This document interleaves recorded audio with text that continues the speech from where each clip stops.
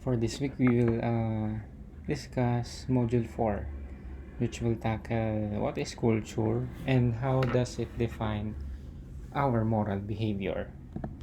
So, just an introduction. This chapter will discuss culture in different perspectives and how does it influence our morality or our moral character or development. And we will also include syempre yung Filipino culture natin and ano yung strengths and weaknesses natin bilang Filipino in terms of our character. So medyo hindi naman kahabaan itong chapter na ito, so you can still refer to our module. Now, there are different definitions of culture from different authors. Kohak define culture as the root of human alienation from the environment.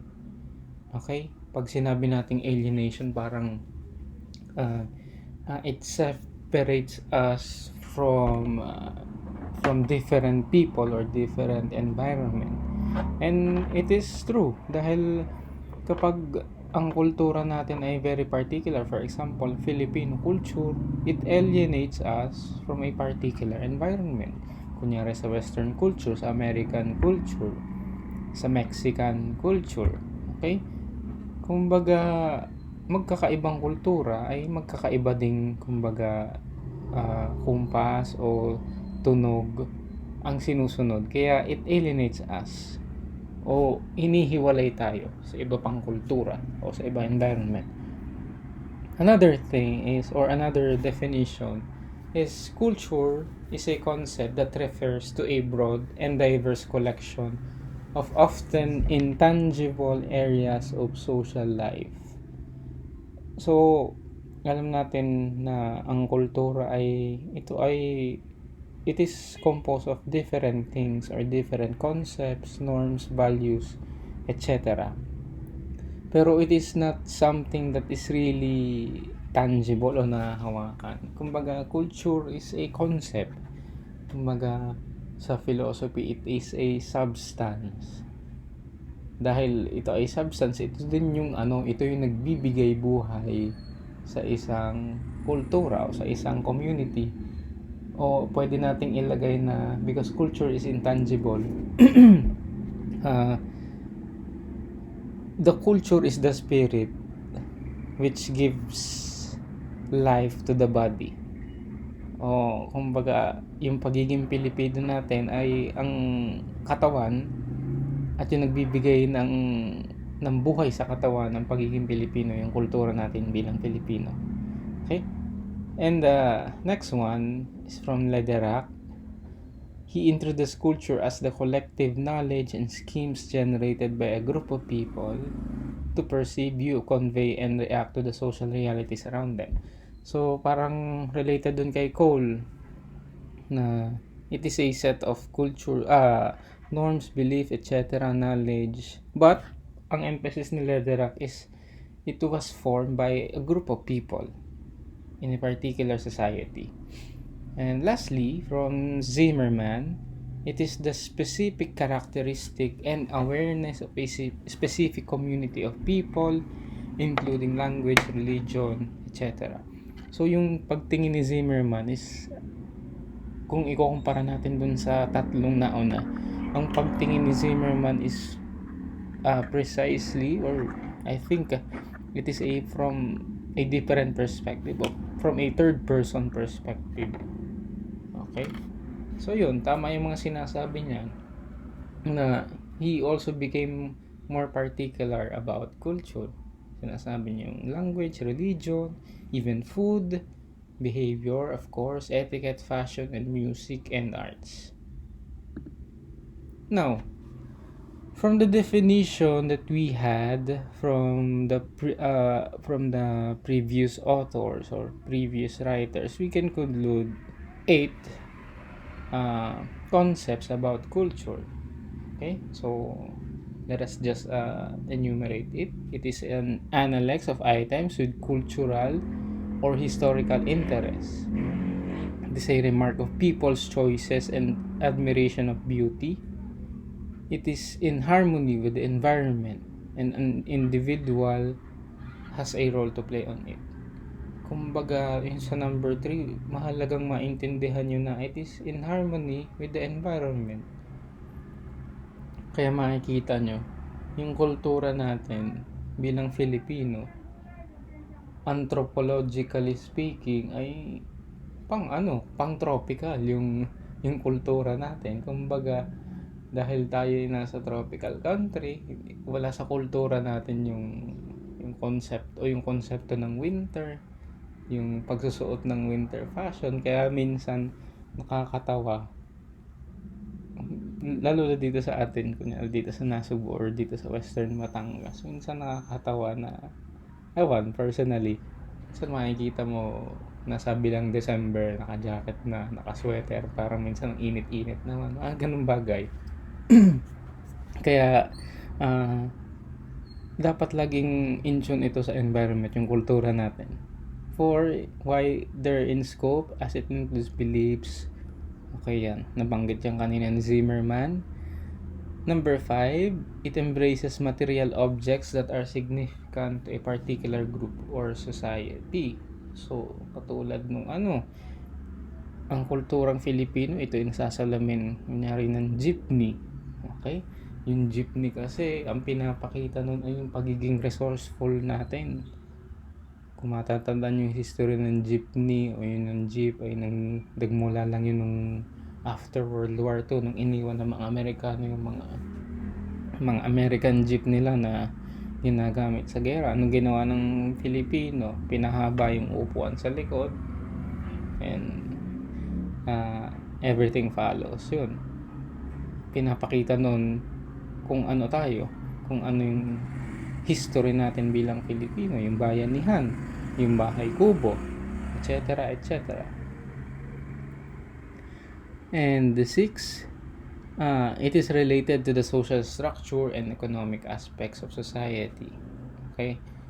7, it is a combination of skills, talents, capacities, and artifices brought about by a group of people to look at, relay messages, and respond to the realities of social life. And lastly, it attributes and points out to the observation of a particular group of people, which includes language, religion, social behavior, etiquette, fashion, and music and arts. Now, dahil ang pinag-uusapan natin ay kultura, ano ang impluwensya ng kultura sa ating moralidad o sa ating moral development? So when we say moral development, kumbaga malaki ang role ng kultura habang unti-unting nade-develop yung moralidad natin as we age. Ayun, mahalaga yun. Kasi ang kultura ay naandyan. Kumbaga bago tayo ipanganak, bago mabuhay ang ating mga magulang, ay naandyan ang kultura. At dahil naandyan ang kultura, ay talagang it is inevitable that you will be influenced by that particular culture that you grew up o kung saan ka pinanganak. Number 1, it is always social and communal, by which the relationship of people towards one another and their experience as people are the culture's meadow. At dahil ito yung social at communal, ay talagang what can we say about this? Hindi iiral yon. Hindi iiral ang isang kultura kung walang communication, walang social dimension. Mamamatay ang isang kultura kung walang interaction from one person to another person in a particular society. At dahil ito ay social and communal, kumbaga dito nahahabi o dito gumugulong ang isang kultura. At parte ng communal at social dimension ng kultura ay yung laws, norms, values, and attitudes. Okay? Ito yung humahabi o ito yung nagbibigay, or paano ba natin sasabihin? It ignites the fire to to continue the culture. Okay? To enhance the relationship. Dahil tama nga naman na ang batas, yung mga kinagawian, yung kultura, ang nagbibigay daan para tayo ay makipag-interact sa ating kapwa, sa ating kapwa Filipino. Okay? Number 2, it defines the normative principles and behaviors of society. To dwell on, it refers to the definition of the principles and behaviors to be maintained, preserved, and changed for the benefit and best of the members of the community. Okay, from this relationship and experience of the members of the community, where the community itself would be able to form certain normative principles and behaviors to be relayed and to be taught to the members of that community. Kumbaga, ayun nga, kung ang sinasabi lamang dito ay ang kultura at talaga magdidikta kung ano ang dapat ikilos o dapat sundin ng isang society o ng isang lipunan. Paano ba natin ilalagay ito? Kumbaga, pwede nating sabihin na ang kultura yung puno. Okay? Ang kultura yung puno. At ine-expect ng punong ito na ang ibubunga natin ay naaayon dun sa puno. O ilagay natin na kunyari ay ang kultura ay puno ng mangga. Kaya ang ine-expect ng kultura sa atin bilang branches, yun, bilang mga sanga. O ilagay natin na ang kultura ang ugat. Okay? At bilang branches o mga sanga, ang ine-expect sa atin ng ugat na ito, dahil tayo puno ng mangga, ay mamunga tayo ng mangga, hindi ng kung anong bunga, kay santol, kay saging, etc., kundi mangga, dahil ang kultura ang nagdidikta kung paano tayo kikilos, paano tayo makikitungo. Number 3, a culture develops restrictions and set boundaries and limitations as they live and relate with one another. Kumbaga dun sa number 2, hindi lamang nito dinidikta kung anong ibubunga natin, anong dapat ibunga natin. But number 3, it will also set a boundary or limitation kung ano ang dapat nating ikinikilos, dapat nating paraan ng pakikitungo. Because culture is also a set of rules, regulations, principles, and norms. Dahil hindi ito binigay ng kultura o hindi ito nabuo ng kultura for the sake of just making, but itong mga batas na ito, mga alituntunin, itong mga kailangang sundin, ay ito ay gabay ng mga tao ni particular community para kung paano sila makikitungo. Dahil kung walang gabay, kung walang dinidikta ang kultura na batas, na principles, na norms, ay laging kumbaga, kapag hindi ka sumunod sa batas ng kultura ay may karampatang parusa. 'Di ba sa mga indigenous tribe or people, pag hindi ka sumunod sa batas ng tribo mo ay laging may parusa. Kahit naman dito sa atin bilang democratic country, a democratic state, kapag hindi ka sumunod sa batas na pinapatubad ng gobyerno, may karampatang parusa. At yung batas natin, babalik tayo, ay ito ay produkto lagi ng isang kultura.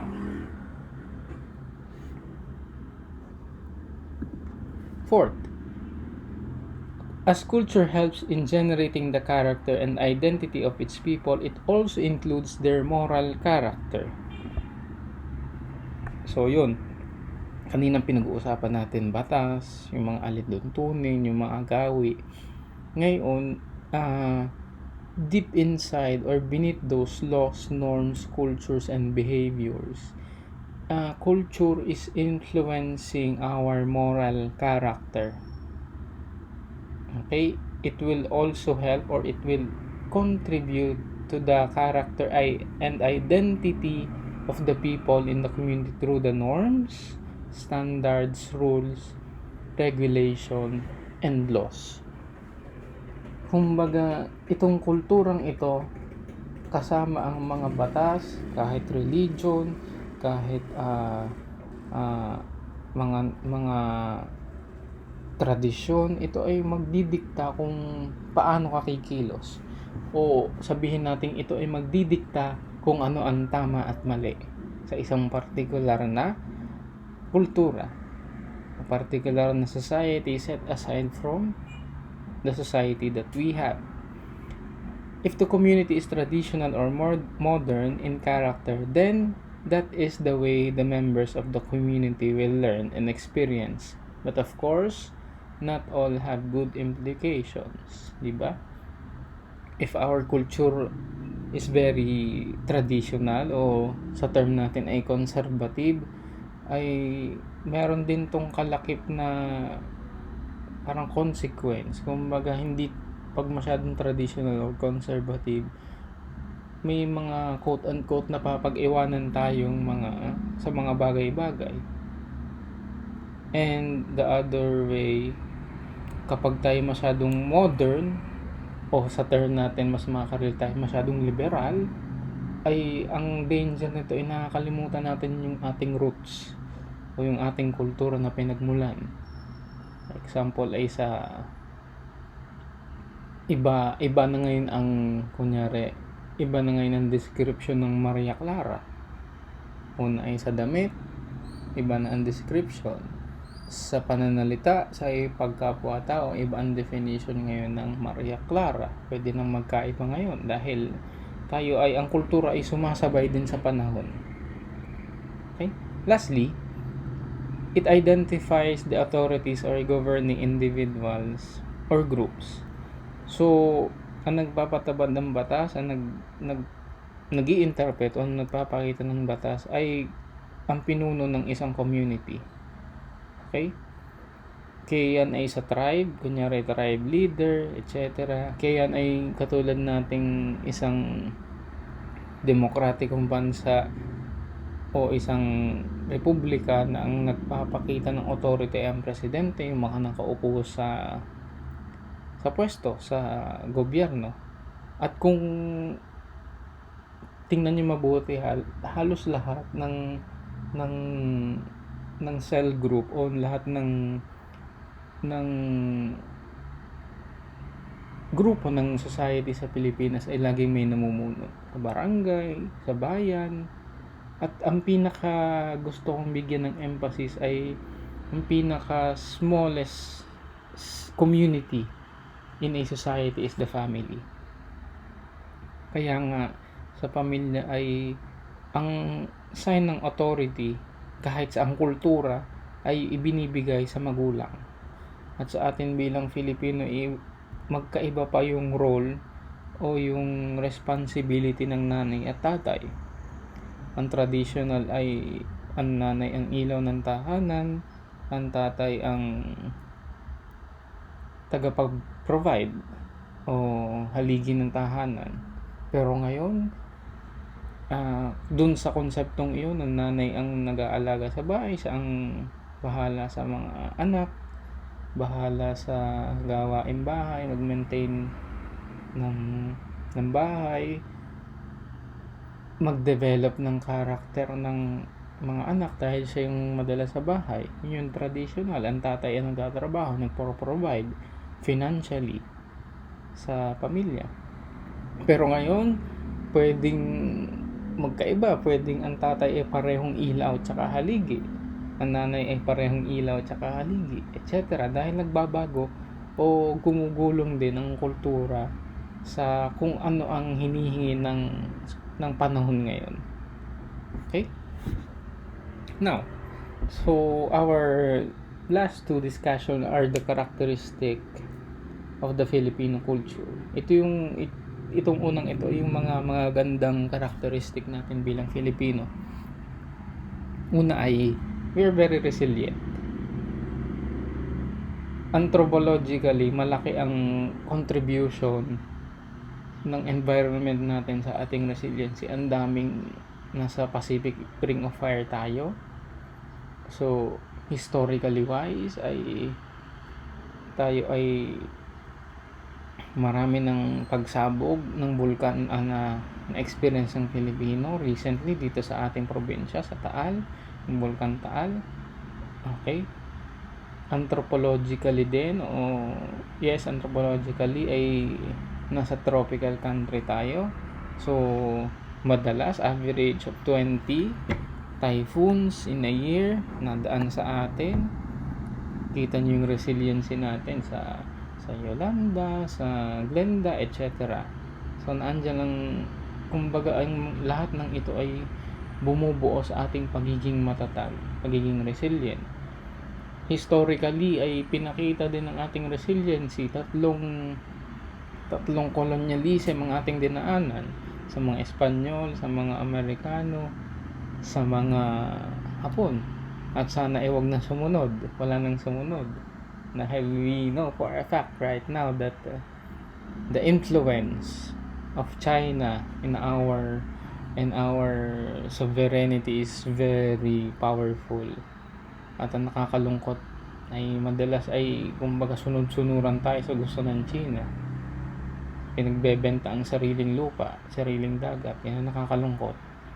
Kaya nga, yes, we are resilient, pero sana naman ay wag, minsan kasi yung resiliency natin ay ginagawang dahilan minsan ng gobyerno o ng kapwa natin Filipino para maging dahilan o maging excuse or scapegoat para hindi na ibigay sa atin yung nararapat ibigay sa atin.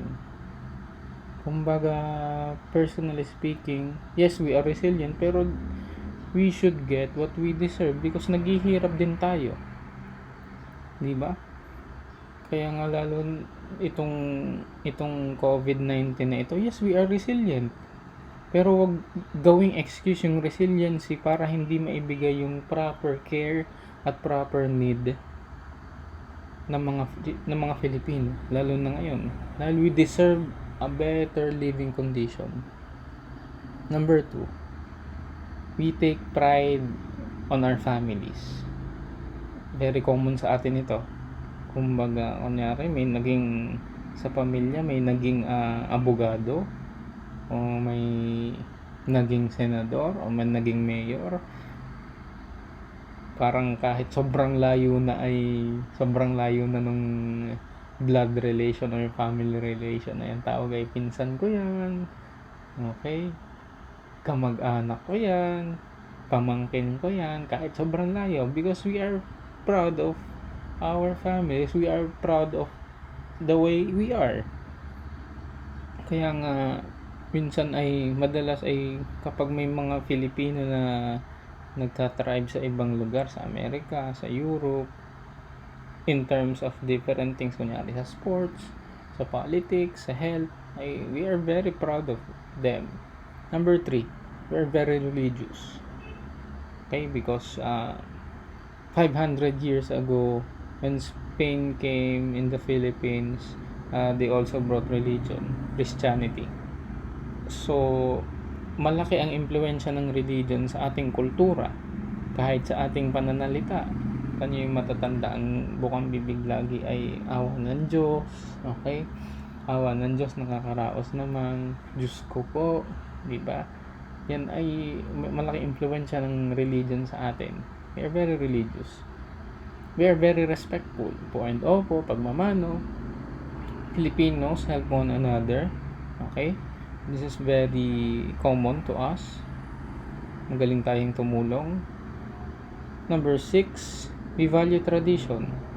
Yan ay kung marami tayong tradition na binavalue o pinapahalagahan. Yung mga piyesta, yung reunion, kasama yan. Yung mga araw na kailangang alalahanin sa Pilipinas, nangyari ay National Heroes Day, Rizal Day, etc. Number 7, we have the longest Christmas celebration. Malinaw yan, hindi na kailangan explain. From September even up to February. Number 8, we love art and architecture. So sana nga ay halos lahat ng Pilipino ay pinapahalagahan ng sining at arkitektura. Number 9, we are very hospitable, and our hospitality is very renowned, especially to other nations or other country. Lalo na yung mga bumibisita, yung mga turistang foreigner. Kilala tayo sa hospitality. Now, merong strengths and of course, meron ding weakness. Extreme personalism. We always try to give an interpretation of the actions, or they take things personally. They say thank you, but compliment, criticism, compliment. Minsan kasi o madalas, pag tayo may ginagawa, lagi tayong kailangang ginagawa ko kasi ito, ginawa ko yun kasi, etc., etc. Yung lagi bang may dahilan, kailangang bigyan lahat ng bagay ng dahilan, na minsan ay pwede namang gawin na lamang, ay bakit ba hindi pa magawa, at magbibigay pa ng sari-saring dahilan. Diba? At saka masyado tayong, we really take things personally. Masyadong maramdamin. Ayun. Number 2, family-centeredness. We have very high family protection, whether in good and poor condition and circumstance. Consentidor or overprotected. O minsan ay kahit nagkamali na yung isang miyembro ng pamilya ay pagtatakpan, itatago, kukonsentihin. Hindi yun maganda. Number 3, we lack discipline. We really lack discipline, so no need to explain because this is very visible right now. Number 4, passivity and lack of initiative. We are rather complacent, but often have a sense of urgency. The Filipinos have a positive personality but lack of self-confidence and a deep desire to achieve the goals. Kumbaga, pwede nating ipasok dito na may katamaran din tayo bilang Pilipino. Yun, pagiging complacent, pagiging relax. But at the same time, meron din tinatawag tayong bahala ng system. Yun yung personally, yun yung pinakaayaw ko minsan sagot ng kausap ko. Bahala na. Nakakainis. Nakakainis sa akin yun personally. Number 5, colonial mentality.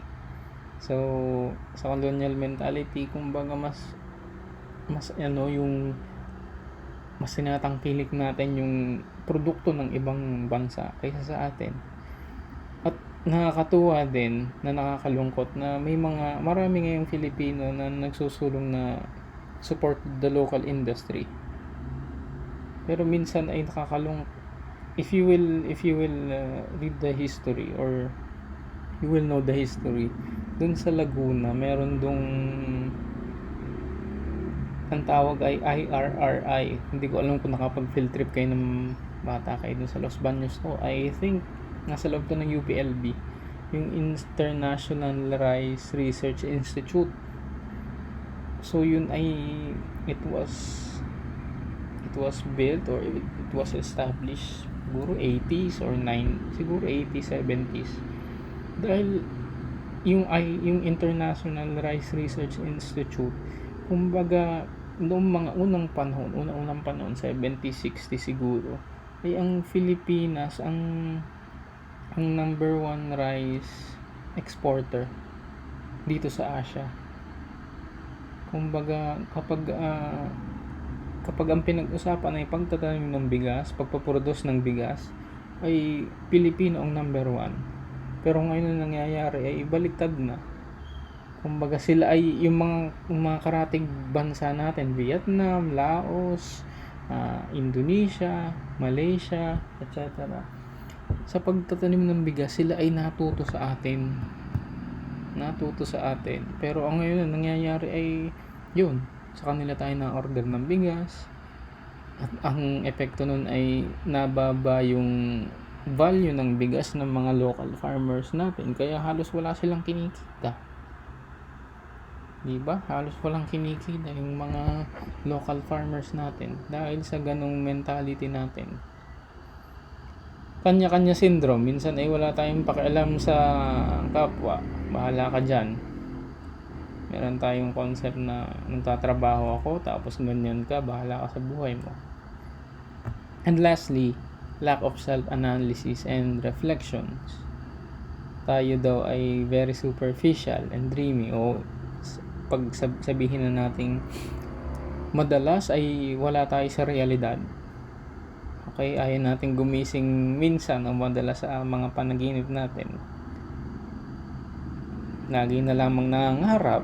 Wala namang masamang mangarap pero hindi mo naman pinagsisikapan. Sabi nga ni Paulo Coelho sa kanyang isang libro, dream means work. Again, dream means work. Ang pangarap ang pangarap ay pinagsusumikapan, hindi lamang yan itinutulog at papanaginipan. It means work. We also lack self-evaluation and self-reflection of the situation. Kumbaga, yung self-evaluation tsaka self-reflection ng particular situation, it grounds us to the reality where we are right now. Dahil kailangan mong maisip o kailangan mong makita kung nasan ka nga ba ngayon, at dun lamang sa self-evaluation tsaka self-reflection, ito lamang ang mga paraan upang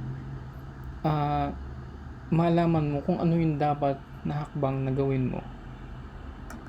Okay? So, I hope you learned something from our discussion in this particular chapter, and you may further read on our module.